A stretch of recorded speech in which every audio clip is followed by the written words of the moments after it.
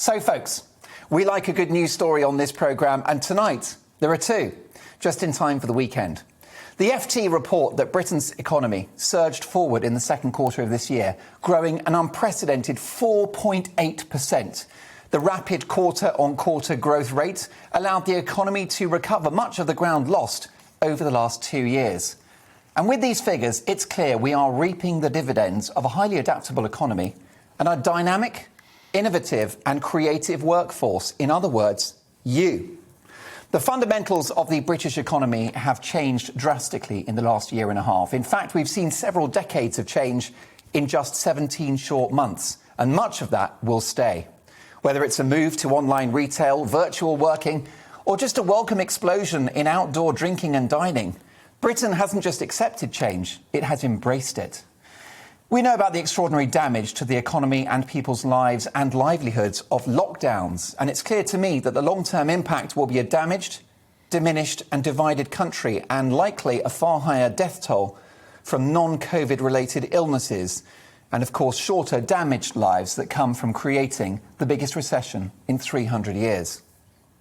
And create a recession we did with the closure of once viable businesses as part of a wider lockdown strategy of stopping people from going out to work and living their lives. With one of the highest COVID death tolls in the world, did those measures work? And were they worth it? You tell me. But something important happened on the 19th of July. For the first time in this pandemic, the Prime Minister and his government saw down the doomsday scientists, the lockdown-loving leader of the opposition, and most notably the media, by lifting all COVID restrictions. It was a belated but much-needed act of political courage from the Prime Minister, and we are now seeing the benefit. Some called Freedom Day reckless and predicted 100 or even 200,000 daily cases. Well, they're currently a fraction of that. Meanwhile, England's COVID R rate has fallen to below 1 for the first time in 3 months, according to Number 10's top scientific advisors. SAGE now estimate the reproduction rate, which reflects how quickly the virus is spreading, is between 0.8 and 1. Last week, it was 1.1. There is now a welcome correlation between the lifting of COVID restrictions and falling cases, low hospitalisations and low tragic deaths from the virus. So that must be the perennial theme going into winter. The siren calls for mask mandates and local or even national lockdowns must be resisted. And of course, that NHS waiting list of millions must not get any longer, and the national debt of £2 trillion must not get higher. Whilst there is no overwhelming data to prove that any of these lockdown measures have definitively helped, their damage is beyond argument. Freedom Day was a test case for trusting the British people, and we passed it with flying colours. It turns out that we were able to judge the risks of COVID for ourselves. Some people went back to the office, some didn't. Some went out and partied, some didn't. And yes, some wore masks and some didn't. I've been particularly struck by how many people in these so-called vulnerable groups are going about life unmasked, which suggests to me that reason is beginning to prevail. Now, The Guardian ran a story this week, and it's an absolute shocker.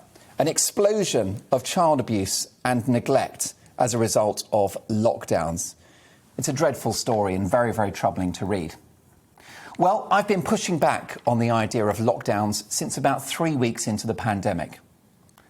So if you were a cheerleader for these unproven experimental measures, this is your legacy.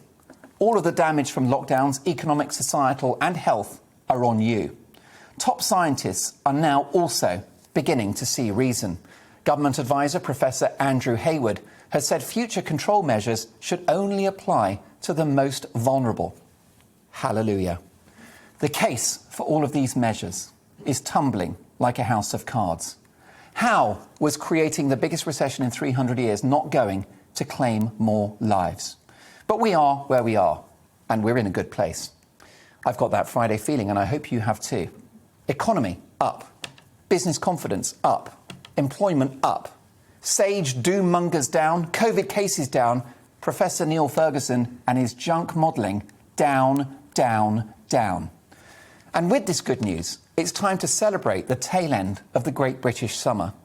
Millions have decided to spend their holidays in the UK this year, and they can celebrate with a few pints in an excellent beer garden, because the narrative has now changed from fear and control to freedom, self-confidence, optimism, recovery and growth.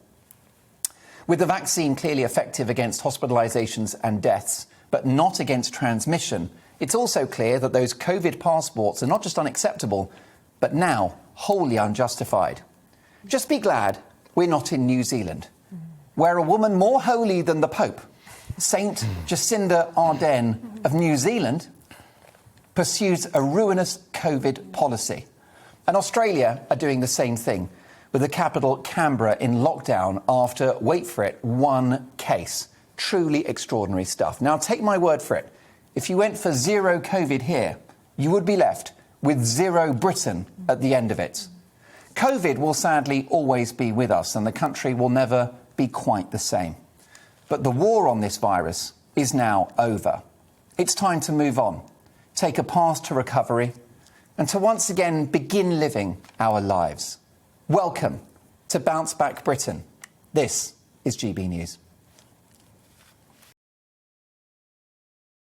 Welcome to the GB News YouTube channel. You can watch us live 24 hours a day, catch up on your favourite shows and join in the conversation in the comments below.